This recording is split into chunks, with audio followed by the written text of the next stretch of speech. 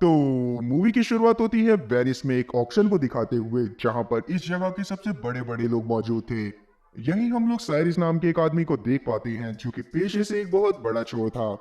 और जाहिर सी बात है कि चोर दुनिया के जिस कोने में जाएगा वहां पर चोरी करेगा, इसीलिए यहाँ पर भी साइरिस आया होता है एक और खतरनाक चोरी को अंजाम देने के लिए। जहां पर ये बिल्डिंग के अंदर बढ़ते हुए अपने हर एक साथी को सिग्नल देते हुए जा रहा होता है कि इन्हें अपने प्लान को कंटिन्यू रखना है। और इसकी टीम में शामिल थे डेंटन, ल्यूक, मैग्नस, मीसम और कमीला। और यहाँ पर ऑक्शन स्टार्ट होने से पहले हम यहाँ पर एक पुलिस टीम को भी देख पाते हैं जो कि साइरिस को रंगे हाथ पकड़ने के लिए ही आए हुए थे। और इस टीम को लीड कर रही थी एबी नाम की एक पुलिस ऑफिसर, जो कि ना जाने कब से साइरिस के पीछे पड़ी हुई थी और आज जाकर उसके पास मौका आया था कि वो साइरिस को रंगे हाथों पकड़ सकती थी।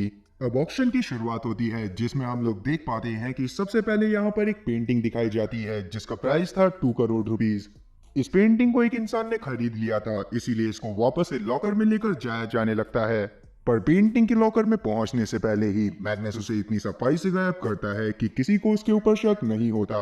और अब ये लोग हाथों हाथ ही उस पेंटिंग को 2 करोड़ में ब्लैक मार्केट में सेल कर देते हैं। जिसके बाद आती है N8 की एक पेंटिंग की, जो कि एक बहुत बड़ा आर्टिस्ट था, पर आज तक उसका चेहरा किसी ने नहीं देखा था। साथ ही उसकी पेंटिंग की खास बात ये थी कि उसे एक मास्क की मदद से बनाया गया था जिसमें लगभग 150 कैमरास लगे हुए थे। और उन कैमरास की मदद से वो सामने रखे ऑब्जेक्ट को डिटेक्ट करने के बाद ही उनसे रिलेटेड पेंटिंग बनाया करता था। और अब उसके मास्क के लिए बोली लगनी चालू होती है, जो कि खत्म हुई थी 2.5 करोड़ पर आकर। और वो 2.5 करोड़ की बोली भी किसी और ने नहीं बल्कि हमारे साइरिस ने लगाई थी। और अब इस मास्क को भी लॉकर में लेकर जाया जाने वाला था कि यहीं पर से चालू होता है साइरिस की टीम का खेला, जिसमें मिसुम कहती है कि लिफ्ट, जिसके बाद वो अपने हाथ में रखे एक बटन को दबाती है और तुरंत ही वहां पर सारी की सारी लाइट चली गई थी। जिसे देखने के बाद सभी लोग समझ जाते हैं कि यहाँ पर चोर या फिर घुसपैठ ये पहुंच गए हैं। और ये चीज देखने के बाद सभी लोग यहाँ से भागने की कोशिश करने लगते हैं। तब साइरिस चुपचाप खड़ा होता हुआ एनेट के पास जाता है और उसे अपने साथ चलने को बोलता है। अब एनेट भी साइरिस के साथ चलने को मान गया था, क्योंकि साइरिस ने उसे बता दिया था कि उसने ही उसकी पेंटिंग को खरीदा है और अगर उसे पेंटिंग का दाम चाहिए तो उसे पेंटिंग को लेकर साइरिस के साथ चलना होगा। अब यहाँ पर मैग्नस तुरंत ही एनेट की पेंटिंग को उठाता है और हम लोग देख पाते हैं कि मीसुंग और साइरिस निकल जाते हैं एनेट के साथ, जहाँ पर बाहर कमीला एक बोट में इन लोगों का वेट कर रही थी। तब एबी भी भागती हुई इनकी तरफ आती है ताकि वो जल्दी से जल्दी साइरिस को पकड़ सके, पर उसके वहां तक पहुंचने से पहले ही साइरिस यहाँ से निकल चुका था। इसलिए एबी तब उनका पीछा करती है और यहाँ पर हमें एक बहुत लंबा चेज सीन दिखाया जाता है। और इतने में ही हम लोग मैग्नस को देख पाते हैं जिसने N8 की पेंटिंग को पानी में फेंक दिया था, जिसे तुरंत ही ल्यूक आकर उठा लेता है और अब एक पेंटिंग सेफ हो चुकी थी। अब क्योंकि ये लोग वाटर के थ्रू ट्रेवल कर रहे थे तो एबी यहाँ पर अपना दिमाग लगाती हुई सामने के बैरियर्स को बंद करवाने की कोशिश करती है। पर क्योंकि कमीला एक कमाल की ड्राइवर थी तो वो तुरंत ही अपनी बोट को वहां से निकाल लेती है और उसके बाद पीछे फंस जाती है एबी और उसके साथियों की बोट। मतलब कि इस बार वापस से साइरिस के चंगुल से बचकर निकल गया था। अब ये लोग यहाँ से पहुंचे थे एक बहुत ही बड़ी बोट में, जो कि साइरिस की ही थी, जहां पर हम लोग देख पाते हैं कि N8 ने भी इनके सामने अपना फेस रिवील कर दिया था। और ये निकलता है हमारे फ्रेंडली नेबरहुड स्पाइडरमैन का पक्का यार, मतलब कि नेड। पर इस मूवी में इसका नाम N8 है, जो कि बहुत बड़ा आर्टिस्ट था, इसीलिए इसके बारे में तुरंत ही न्यूज में खबर दिखाई जाने लगती है कि इसकी एक बहुत बेहतरीन पेंटिंग गायब हो चुकी है। अब जैसे ही ये खबर ब्लैक मार्केट में पहुंचती है तो धीरे धीरे उस पेंटिंग के दाम 8 करोड़ पहुंच जाते हैं। और अब यहाँ पर साइरिस और उसकी टीम बहुत तगड़ा मुनाफा कमाते हैं, जिसमें से 50% ये लोग N8 को देते हैं। और अब ये लोग पूरी रात इसी शिप पर पार्टी करते हैं और अगले दिन N8 यहाँ से चला जाता है। दूसरी तरफ हम लोग एबी को देख पाते हैं, जो कि उसी ऑक्शन की सीसीटीवी फुटेजेस को देख रही थी, जिसमें वो लोग एक आदमी को पहचान लेते हैं जिसका नाम था डेंटन। वहीं हम लोग साइरिस की टीम को देख पाते हैं, जिन्हें जब इस बात का एहसास होता है कि डेंटन इनके साथ नहीं है तो ये थोड़ा घबरा जाते हैं। और दूसरी तरफ हम लोग डेंटन को देख पाते हैं जिसे अब तक एबी ने पकड़ लिया था। अब एबी यहाँ पर डेंटन से पूछताछ करती हुई साइरिस के बारे में पूछ रही थी, पर डेंटन इस बात से साफ इनकार कर देता है कि वो साइरिस को जानता है।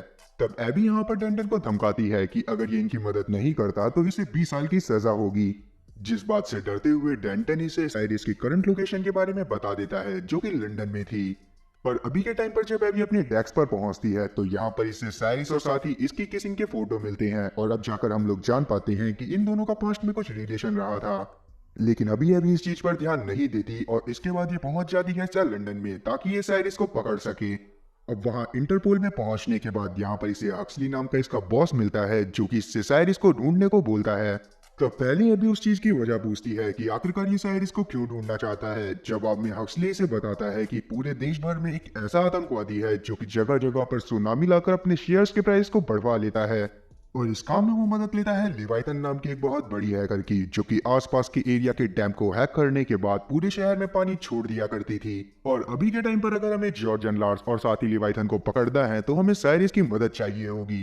एबी पहले तो इस काम के लिए मना कर देती है, पर बाद में जब उसे पता चलता है कि इस चीज से लाखों लोगों की जान जा सकती है तो ये तुरंत ही साइरिस के पास मदद मांगने के लिए पहुंचती है।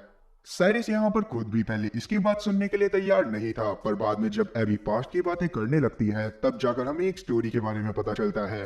और वो स्टोरी यही थी कि एक टाइम पर एबी साइरिस को पकड़ने के लिए उसको अपने प्यार में गिरवाना चाहती थी ताकि वो जल्दी से जल्दी साइरिस को पकड़ सके। एबी उस वक्त बस साइरिस को पकड़ने के लिए ही प्यार का नाटक कर रही थी, पर साइरिस को उससे सच में प्यार हो गया था। लेकिन जब साइरिस को एबी की सच्चाई के बारे में पता चला तो वो तुरंत ही पेरिस से निकल गया था। और अभी के टाइम पर भी इन लोगों की बातों से हम लोग ये जान पाते हैं कि कहीं ना कहीं साइरिस आज भी एबी को काफी ज्यादा पसंद करता है। और अब इसी वजह से साइरिस यहाँ पर थोड़ा सा नाटक करने के बाद एबी की सारी बात को सुनना चालू कर देता है। और तब जाकर एबी इसे सारी की सारी डिटेल बताती है कि जॉर्जियन लार्ज लिवाइथन की मदद लेते हुए एक शहर में सुनामी लाने वाला है, और साथ ही इस चीज को करने के लिए वो लिवाइथन को 10 टन सोना देने वाला था। और इनका प्लान यही था कि उन्हें लिवाइथन के पास सोना पहुंचने से पहले ही उसे चुराना है, क्योंकि अगर लिवाइथन के पास पेमेंट नहीं पहुंचेगी तो वो काम को करेगी ही नहीं, जिससे ना तो सुनामी आएगी और ना ही कोई मरेगा। अब यहाँ पर साइरिस इनकी मदद करने के बदले अपने साथी डेंटन को छुड़वा लेता है और साथ ही अपने पास्ट के सारे गुनाह को माफ करवा लेता है। जिसके बाद ये अगले दिन एबी के साथ अपनी पूरी टीम से मिलता है और इस चोरी के प्रपोजल को उनके सामने रखता है। पर यहाँ पर हम लोग जान पाते हैं कि इसकी टीम वाले इस चोरी को करने में जरा भी दिलचस्पी नहीं दिखा रहे थे।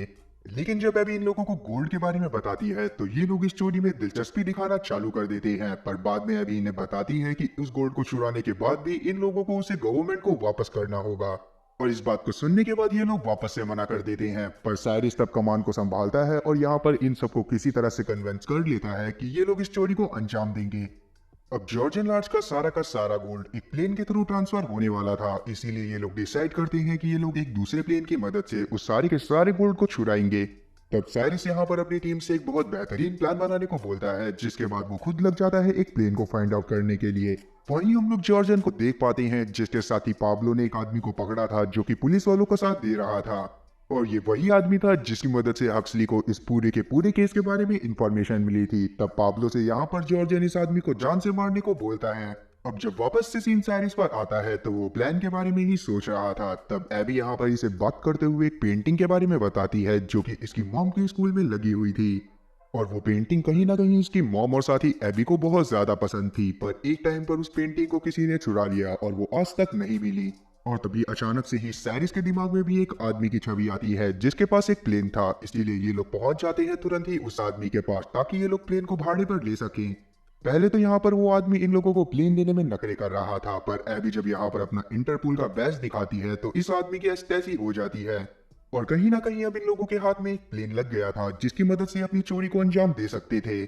पर अभी के टाइम पर भी सबसे बड़ी दिक्कत यही थी कि अगर ये इस प्लेन की मदद से दूसरे प्लेन के पास जाएंगे तो ये लोग उसके नेविगेटर में शो होने लगेंगे, और साथ ही उस जोन के एयर डिपार्टमेंट को भी इनके बारे में खबर लग जाएगी, जिससे इन लोगों को बाद में ट्रैक करा जा सकता था। तो मिसुन यहाँ पर एक डिवाइस को बनाने का तय करती है जिसका नाम था PSI, और उस डिवाइस की मदद से ये लोग उन दोनों प्लेन्स के GPS को आपस में मर्ज कर रेडार पर एक ही प्लेन शो कर सकते थे।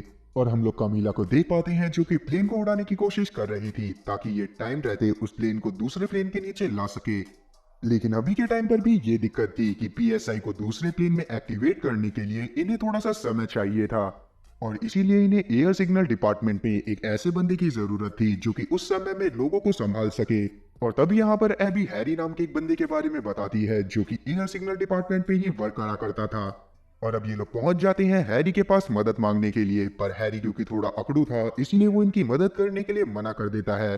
पर बाद में साइरिस इसे $10 लाख देने का वादा करता है तो हैरी इनकी मदद करने के लिए मान जाता है। और जब ये लोग वापस से अपने बेस पर पहुंचते हैं तो इन्हें पता चलता है कि जॉर्जन ने वापस से एक शहर पर हमला करवाया था जिससे उसे काफी ज्यादा फायदा हुआ है, और कहीं ना कहीं उस हमले में भी काफी सारे लोगों की जान गई थी। ये बात जानने के बाद ये लोग काफी ज्यादा दुखी होते हैं और इनकी समझ में आ जाता है कि इन्हें किसी भी हालत में जॉर्जन को रोकना होगा। और वहीं हम लोग जॉर्जन को लिवाइथन से कॉल पर बात करते हुए देख पाते हैं। इन लोगों की बातों से हमें ये पता चलता है कि अभी के टाइम पर जो बाढ़ आई है, लिवाइथन ने वो बस डेमो दिया था और आगे का काम वो तब करने वाली थी जब जॉर्जन इसको सारा का सारा सोना दे देगा। जॉर्जन इस चीज के लिए मान जाता है। वहीं हम लोग साइरिस की टीम को देख पाते हैं जिसमें मिसुन ने उस डिवाइस को बनाकर तैयार कर लिया था जिसका नाम था PSI। पर क्योंकि ये डिवाइस एक बॉम्ब की तरह दिख रहा था, इसीलिए ये लोग सिक्योरिटी इश्यूज की वजह से इसे डायरेक्ट प्लेन में लेकर नहीं जा सकते थे। तब ये लोग डिसाइड करते हैं कि ये लोग एक एक पार्ट को लेकर जाएंगे और अंदर जाने के बाद उस पूरे PSI को मर्ज कर देंगे। और अब इन लोगों का प्लान ये था कि ये लोग जॉर्जन के प्लेन को हाईजैक कर उससे कहीं और पर लैंड करवाएंगे और वहां से सारा का सारा गोल्ड ले लेंगे। तब ये लोग अपने प्लेन को गायब करने के लिए इसमें काफी सारी प्लेट लगाते हैं ताकि ये हवा में उसको गायब कर सकें। अब आखिरकार वो दिन आ गया था जिस दिन इन लोगों को चोरी को अंजाम देना था। तब यहाँ पर हम लोग देख पाते हैं कि जॉर्जन का सारा सोना उसी प्लेन में जा रहा था। और ये प्लेन एक नॉर्मल प्लेन ही था जिसमें काफी सारे पैसेंजर भी उसी टाइम पर ट्रेवल कर रहे थे। तब यहाँ पर हम लोग जॉर्जन के गार्ड्स को देख पाते हैं जो कि लगातार सोने पर नजर रखे हुए थे। अब हम लोग एयरपोर्ट पर साइरस और साथ ही एबी को देख पाते हैं जो कि प्लेन के अंदर घुसने की तैयारी कर रहे थे। तब साइरस यहाँ पर एबी से फ्लर्ट करता है और इसके बाद ये लोग प्लेन के अंदर दाखिल हो जाते हैं। और साइरस के बाकी सारे टीम मेंबर भी इस प्लेन में पहुंच चुके थे, पर वहां पर ल्यूक आने से मना कर देता है क्योंकि उसे ये मिशन काफी ज्यादा खतरनाक लग रहा था। ये लोग प्लेन के अलग अलग क्लासेस में सफर कर रहे थे ताकि किसी को भी इन पर शक ना हो और ये अच्छे से पूरे प्लेन पर नजर रख सकें। तब मिसुन यहाँ पर सभी लोगों को बताती है कि प्लेन में 4 किलर्स मौजूद है जो कि जॉर्जन के ही आदमी थे और इनके सभी टीम मेंबर PSI के सारे पार्ट्स को बाथरूम में छुपा कर रखाए थे। और एबी का ये काम था कि उसे जल्दी से जल्दी बाथरूम में जाना है और इन गुंडों की नजरों से बचते हुए PSI को वापस से इंस्टॉल करना है। और अब तक कैमिला भी उस प्लेन को बेस से लेकर निकल गई थी जिसके अंदर ये लोग गोल्ड को चोरी कर वापस से लेकर आने वाले थे। वहीं एबी बाथरूम में जाती है और PSI को मर्ज करना चालू करती है, पर प्लेन के हिलने की वजह से वो PSI इससे टूट जाता है। तब यहाँ पर साइरस इसकी मदद करने के लिए पहुंचता है, पर दो लोगों के इकट्ठे बाथरूम में जाने की वजह से यहाँ पर मौजूद किलर्स को इनके ऊपर शक हो गया था। पर तब यहाँ पर साइरस और एबी ऐसा ड्रामा करने लगते हैं जैसे ये लोग अंदर रोमांस कर रहे हो। इसी वजह से किलर वहां से चला जाता है और इतने में ही कमीला भी उस प्लेन को लेकर इस प्लेन के नीचे पहुंच गई थी। वहीं हम लोग एयर सिग्नल डिपार्टमेंट में देख पाते हैं कि हैरी की बॉस को इसके ऊपर शक होने लगता है कि शायद ये कुछ चोरों का साथ दे रहा है। और अभी के टाइम पर PSI इंस्टॉल नहीं हुआ था तो वहां पर 2 प्लेन शो कर रहा था। तब हैरी यहाँ पर सिचुएशन को संभालने के लिए अपने हैंडीकैप होने का फायदा उठाता है और उसी बात के पीछे अपनी बॉस को बोलने लगता है कि तुम हर बार अपने आप को ऊंचा दिखाने की कोशिश करती हो और जल्दी ही तुम्हारी वजह से मैं इस जॉब को छोड़ दूंगा, साथ ही तुम्हारी कंप्लेन भी करूंगा। अब इस बात को सुनने के बाद इसकी बॉस थोड़ा घबरा जाती है और इतने में ही PSI भी इंस्टॉल हो चुका था, इसीलिए वहां के रेडार पर भी एक ही प्लेन शो होने लग गया था। तब यहाँ पर हैरी अपनी बॉस को दिखाते हुए बोलता है कि देखो वो एक नेटवर्क प्रॉब्लम की वजह से हो रहा था। और तब हैरी की बॉस को भी इसके ऊपर यकीन हो जाता है। और वहीं प्लेन के बाथरूम में हम लोग देख पाते हैं कि साइरस वापस से एबी को किस करता है और इसके बाद ये लोग यहाँ से बाहर निकल जाते हैं। हैरी जिसको ये बात समझ में आ गई थी कि इन लोगों ने PSI को इंस्टॉल कर दिया है, तो वो तुरंत ही प्लेन के पायलट को कॉल करता है और उससे बोलता है कि तुम्हें जल्दी से जल्दी उस प्लेन को एक आइलैंड पर लैंड करवाना होगा क्योंकि आगे तूफान आने वाला है। और क्योंकि वो कॉल खुद एयर सिग्नल डिपार्टमेंट की तरफ से था तो पायलट भी इस चीज के लिए इनकार नहीं कर पाता और वो वापस से अपने प्लेन को मोड़ देता है एक आइलैंड की तरफ। पर जब पायलट इस चीज की अनाउंसमेंट प्लेन में करता है तो वो किलर समझ जाते हैं कि शायद कुछ तो गड़बड़ है, इसीलिए वो वापस से गोल्ड की तरफ जाने लगते हैं। लेकिन हम लोग मैग्नस को देख पाते हैं जो कि नीचे ही अपने डिवाइसेस की मदद से उस तिजोरी को खोलने की कोशिश कर रहा था। और डेंटन और मीसन भी बाकी सभी लोगों का ध्यान भटकाने में लगे हुए थे। पर जैसे ही साइरस को समझ में आता है कि सिचुएशन आउट ऑफ कंट्रोल होने वाली है तो वो तुरंत ही सभी लोगों के ऊपर हमला कर देता है। और अब इस प्लेन के अंदर हमें एक बहुत खतरनाक लड़ाई देखने को मिलती है जिसमें हम लोग देख पाते हैं कि साइरस बहुत बुरी तरह से पाब्लो को मार रहा था। अब तक मैग्नस भी तिजोरी के अंदर घुस गया था, तब वो सोने को देखने लगता है। पर ऊपर की तरफ हम लोग देख पाते हैं कि साइरस और बाकी लोग पाब्लो और उसकी टीम से हार जाते हैं। तब पाब्लो इन सभी लोगों को बंदी बना लेता है और इसके बाद ये पायलट को एक जगह पर प्लेन लैंड करवाने को बोलता है। इतने में कमीला भी अपने प्लेन को पीछे की तरफ से लैंड कर देती है। तब पाब्लो यहाँ पर जॉर्जन को कॉल करने के बाद उसे सारी की सारी सिचुएशन बताता है और इस बात को जानने के बाद कि जॉर्जन के सोने को किसी ने चुराने की कोशिश करी थी, जॉर्जन इन सभी लोगों को भी पाब्लो के साथ अपनी जगह पर बुलाता है। पर क्योंकि इस प्लेन के बारे में अब तक पुलिस वालों को भी पता चल गया था, इसीलिए ये लोग अब कमीला के प्लेन के थ्रू जाते हैं जॉर्जन की हवेली की तरफ, जहां पर कमीला इस प्लेन को उड़ा रही थी और अंदर पाब्लो और साथी उसके साथियों ने साइरस और उसकी टीम को गन पॉइंट पर रखा हुआ था। पर क्योंकि अब तक हीलिक्स को भी इस बारे में पता चल गया था, तो वो कमीला के प्लेन के पीछे अपने मिलिट्री प्लेन्स को भेज देता है और बोलता है कि उन सभी प्लेन्स को डिस्ट्रॉय कर देना। अब ये मिलिट्री प्लेन्स वाले कमीला के प्लेन के ऊपर अटैक करने ही वाले थे कि इतने में ही हैरी इन्हें सिग्नल देते हुए बोलता है कि उस प्लेन्स के अंदर सिविलियंस हैं, इसीलिए आप लोग उनके ऊपर हमला मत करना। पर हीलिक्स चाहता था कि वो इस प्लेन के ऊपर अटैक करवाकर इसको डिस्ट्रॉय करवा दे, जिसके बाद ये पूरे के पूरे सोने को खुद हथिया लेगा। इसीलिए वो मिलिट्री ऑफिसर से उस प्लेन को डिस्ट्रॉय करने को बोलता है। पर जब मिलिट्री ऑफिसर को ये बात पता चलती है कि उस प्लेन के अंदर पैसेंजर्स हैं, तो वो इस बात के लिए मना कर देता है। और कमीला, जो कि इन सभी बातों को सुन रही थी, वो तुरंत ही अपने प्लेन को पलटाती है और उसमें लगी प्लेट्स की मदद से वो सभी को सिग्नल देती है कि उस प्लेन के अंदर सिविलियंस मौजूद हैं। और इसीलिए तब वो मिलिट्री वाले भी चुपचाप इनका पीछा करते रहते हैं, ताकि जैसे ही ये लोग अपने प्लेन को लैंड करवाएं, वैसे ही ये लोग उनको पकड़ लें। अब यहाँ पर प्लेन में हम लोग देख पाते हैं कि साइरस और इसकी टीम के लोग पाब्लो और उसकी टीम से भिड़ चुके हैं। अब यहाँ पर भी हमें एक बहुत धुआंधार फाइट दिखाई जाती है, जिसका कंक्लूजन यही निकलता है कि एबी अपने दिमाग का यूज करती हुई पाब्लो को प्लेन के बाहर फेंक देती है। पर अभी के टाइम पर हम लोग देख पाते हैं कि एक गुंडा पहुंच गया था कमीला के कैबिन में, जहां पर वो उसके ऊपर हमला करता है और वो कमीला का हाथ तोड़ देता है। पर सिचुएशन को संभालने के लिए यहाँ पर साइरस और साथ ही एबी पहुंच जाते हैं, जो कि मिलकर उस आदमी को मार देते हैं। जिसके बाद ये लोग प्लेन को एक जगह पर लैंड करवाते हैं, जो कि जॉर्जन का ही विला था। और इन्होंने प्लेन की क्रैश लैंडिंग करवाई थी, तो वहां पर काफी ज्यादा नुकसान हो जाता है। लेकिन इतने में ही यहाँ पर जॉर्जन पहुंच गया था, जो कि इन लोगों को गन पॉइंट पर ले लेता है। इतने में ही यहाँ पर लिवाइथन पहुंच जाती है, जिसे जब पता चला था कि सोना चोरी हो गया था, तो वो यहाँ पर जॉर्जन के साथ अपनी डील को कैंसिल कर देती है और डिसाइड करती है कि वो खुद ही इस सोने को लेकर फरार हो जाएगी। लेकिन इस बात को सुनने के बाद जॉर्जन को काफी ज्यादा गुस्सा आती है और वो यहाँ पर लिवाइथन को शूट कर जान से मार देता है। और जॉर्जन यहाँ पर सभी लोगों की जान भी लेने ही वाला था। इतने में ही यहाँ पर मिलिट्री ऑफिसर्स पहुंच जाते हैं और जॉर्जन यहाँ पर शरीफ बनता हुआ बोलता है कि मैं तो अपनी प्राइवेट प्रॉपर्टी पर बैठा हुआ था, पर अचानक से ही इन लोगों ने प्लेन क्रैश करवा दिया और साथ ही यहाँ पर लिवाइथन की जान भी ले ली। पर साइरस यहाँ पर अपने प्लेन में लगे कैमरे की मदद से एक प्लेट पर शो करता है कि जॉर्जन ने ही लिवाइथन की जान ली थी। और अब क्योंकि मिलिट्री के हाथ में सबूत लग गया था, तो वो तुरंत ही साइरस और उसकी टीम को छोड़ देती है। साथ ही जब एबी को ये बात पता चलती है कि हीलिक्स ने इन्हें मारने के ऑर्डर दिए थे, तो वो तुरंत ही इंटरपोल को छोड़ देती है। और इसके बाद हमें कुछ समय बाद का सीन दिखाया जाता है, जहां पर हमें पता चलता है कि एबी ने अब साइरस की टीम को ही ज्वाइन कर लिया है। साथ ही अब ये दोनों रिलेशनशिप में हैं। तब साइरस यहाँ पर इसे अपने साथ एक जगह पर लेकर जाने लगता है और साथ ही इसे रास्ते में एक पर्ची देता है, जिससे यहाँ पर एबी को पता चलता है कि इसने वो पेंटिंग खरीद ली है, जो कि इसकी मॉम की स्कूल से गायब हुई थी। और अब इस बात को सुनने के बाद एबी काफी ज्यादा खुश होती है। पर यहाँ पर ये साइरस से पूछती है कि आखिरकार ये लोग कहाँ पर जा रहे हैं। जवाब में साइरस इसे बताता है कि ये लोग सोना लेने जा रहे हैं। और अब यहाँ पर जाकर मूवी का मेन प्लॉट रिवील होता है कि दरअसल साइरस ने यहाँ पर एक अलग ही प्लान बनाया था। और प्लान कुछ इस तरह से था कि शुरुआत में जब मैग्नस तिजोरी के अंदर घुसा था, तब उसने असली गोल्ड को नकली गोल्ड से चेंज कर दिया था। जिसके बाद उसने पैराशूट की मदद से उस गोल्ड को प्लेन से बाहर फेंक दिया और ल्यूक ने कभी इनकी टीम को छोड़ा ही नहीं था। दरअसल उसका काम यही था कि वो उस असली गोल्ड को ढूंढे। और अब यहाँ पर साइरस के बाकी टीम के लोग भी एक आइलैंड पर मिलते हैं, जहाँ पर ये लोग सोने को ढूंढने के बाद उसकी खुशी मनाते हैं। और अब जाकर हमें पता चलता है कि हीलिक्स के हाथ में जो सोना लगा था, वो दरअसल लोहे की ब्रिक्स थी। अब साइरस के मास्टरमाइंड को देखने के बाद एबी इससे और ज्यादा इंप्रेस हो जाती है और इसी के साथ ये मूवी यहीं पर खत्म होती है। तो उम्मीद है कि एक्सप्लेनेशन अच्छी लगी होगी। अगर एक्सप्लेनेशन अच्छी लगी हो तो चैनल को सब्सक्राइब करना और बेल नोटिफिकेशन को ऑल पर सिलेक्ट करना और वीडियो को भी लाइक करना। मैं ऐसी ही और मजेदार एक्सप्लेनेशन वीडियोस लाता रहूंगा। खैर, तब तक के लिए टाटा और गुड बाय।